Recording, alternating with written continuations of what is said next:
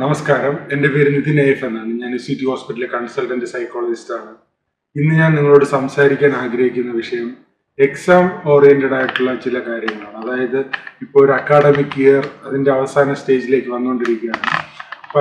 പല കുട്ടികളും ഒരു പബ്ലിക് എക്സാമിന് വേണ്ടിയിട്ട് പ്രിപ്പയർ ചെയ്യുന്നതാണ്. അതിനുശേഷം സബ്സിക്വൻ്റ്ലി കോമ്പറ്റേറ്റീവ് എക്സാമുകളൊക്കെ വരുന്നുണ്ട്. അപ്പോൾ കുട്ടികളൊക്കെ തന്നെ, വിദ്യാർത്ഥികളെല്ലാവരും തന്നെ പഠനത്തിൻ്റെ ഒരു വളരെ പ്രധാനപ്പെട്ട സമയത്തിലാണ് ആയിരിക്കുന്നത്. കഴിഞ്ഞ ഒരു വർഷം അവർ പഠിച്ച കാര്യങ്ങളൊക്കെ തന്നെ ഏറ്റവും ഫലപ്രദമായി യൂസ് ചെയ്യുന്ന ഒരു പ്രത്യേക സാഹചര്യത്തിലാണ് ആയിരിക്കുന്നത്. അപ്പോൾ മോഡൽ എക്സാമുകൾക്കൊക്കെ പലയിടത്തും സ്റ്റാർട്ട് ചെയ്ത് പ്രാക്ടിക്കൽ എക്സാമുകളൊക്കെ നടക്കുന്നു.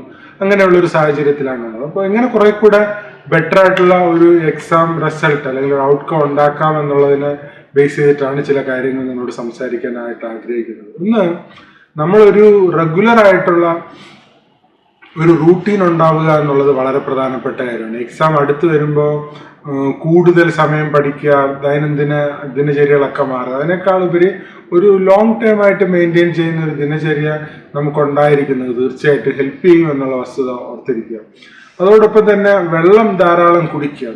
നമുക്ക് പഠിക്കുമ്പോൾ കൂടുതൽ സമയം പഠിക്കുന്നത് ആക്ച്വലി വളരെ വലിയൊരു മെൻ്റൽ പ്രോസസ്സാണ്. അപ്പം അതിനനുസരിച്ചുള്ള ക്ഷീണമൊക്കെ നമുക്ക് ഉണ്ടാവാനുള്ള സാധ്യതയുണ്ട്. അപ്പോൾ ക്ഷീണം കുറയ്ക്കുന്നതിന് വേണ്ടിയിട്ട് പ്രത്യേകം ശ്രദ്ധിക്കേണ്ടത് ധാരാളം വെള്ളം കുടിക്കുന്നത് നല്ലതാണ്. ഇടയ്ക്കിടയ്ക്ക് വെള്ളം കുടിച്ചു കഴിഞ്ഞാൽ അത്രയും അലേർട്ടായിട്ടും ആക്റ്റീവായിട്ടും ഇത് പഠിക്കുന്നതിന് സഹായിക്കും എന്നുള്ളത് ഓർത്തിരിക്കുക. അതുപോലെ ഇലക്കറികൾ, പച്ചക്കറികൾ, ഫ്രൂട്ട്സ് അങ്ങനത്തെ കാര്യങ്ങളൊക്കെ ഭക്ഷണത്തിൽ ഉൾപ്പെടുത്തുകയാണെങ്കിൽ അതും നമ്മുടെ പഠനവും കുറെ കൂടെ എഫിഷ്യൻ്റ് ആക്കും എന്നുള്ളത് വസ്തുതാപരമായിട്ടുള്ള കാര്യമാണ് എന്ന് നമ്മൾ അറിഞ്ഞിരിക്കേണ്ടതായിട്ടുണ്ട്.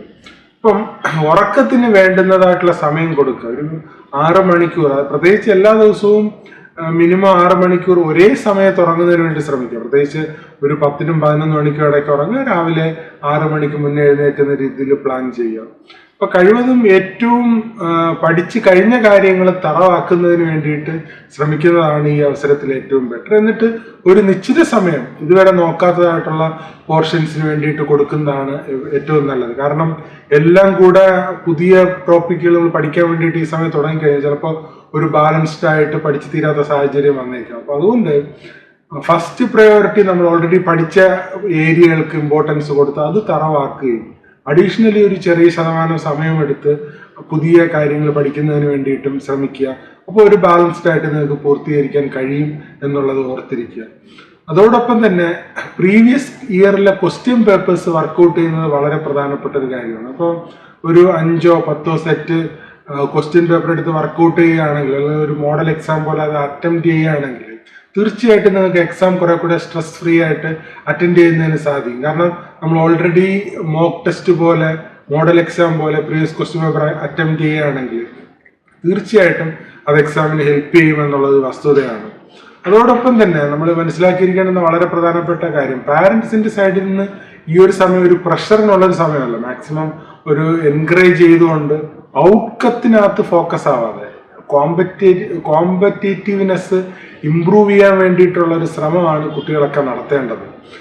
എൻ്റെ സൈഡ് എന്നാലാവുന്ന വിധം മാക്സിമം ബെസ്റ്റായിട്ട് പഠിക്കുന്നു, ഇനിയും പഠിക്കും, ആ ഒരു രീതിയിൽ ഉള്ളൊരു സമീപനം ഉണ്ടാവുക. അല്ലാതെ എക്സാമിന് ഇത്ര മാർക്ക് കിട്ടിയില്ലെങ്കിൽ അല്ലെങ്കിൽ ഇത്ര പെർസെൻറ്റേജ് കിട്ടിയില്ലെങ്കിൽ എൻ്റെ ലൈഫ് അതോടുകൂടെ തീരുകയാണ് എന്നുള്ള രീതിയിൽ പഠിക്കരുത്. കാരണം അത് നിങ്ങളുടെ എക്സാമിൻ്റെ പെർഫോമൻസിന് എഫിഷ്യൻസിയൊക്കെ ബാധിച്ചേക്കാം. അപ്പോൾ അതുകൊണ്ട് എൻ്റെ പാർട്ട് എന്നാലാവുന്ന വിധം ഓണസ്റ്റായിട്ടും ഫെയ്ത്ത്ഫുള്ളായിട്ടും സിൻസിയറായിട്ടും മാക്സിമം ബെസ്റ്റായിട്ട് ട്രൈ ചെയ്യുന്നുണ്ടെന്നുള്ള ഒരു ഫുൾഫിൽമെൻറ്റും സാറ്റിസ്ഫാക്ഷനും ഉണ്ടാക്കുകയും ചെയ്യുകയാണെങ്കിൽ വളരെ നല്ല രീതിയിൽ ഈ ഒരു അക്കാഡമിക് ഇയർ നിങ്ങൾക്ക് പൂർത്തീകരിക്കാൻ കഴിയും എന്നാണ് എനിക്ക് നിങ്ങളോട് പറയാനുള്ളത്.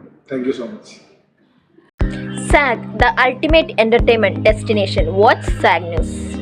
നേരിന്റെ വാർത്തകൾ നിങ്ങളുടെ വിരൽത്തുമ്പിലെത്താനായി സാഗ് ന്യൂസ് ചാനൽ സബ്സ്ക്രൈബ് ചെയ്തും ഷെയർ ചെയ്തും ഒരു ശരിയായ മാധ്യമ നിലപാടിനൊപ്പം നിൽക്കാൻ ഞങ്ങൾ നിങ്ങളെ ക്ഷണിക്കുന്നു.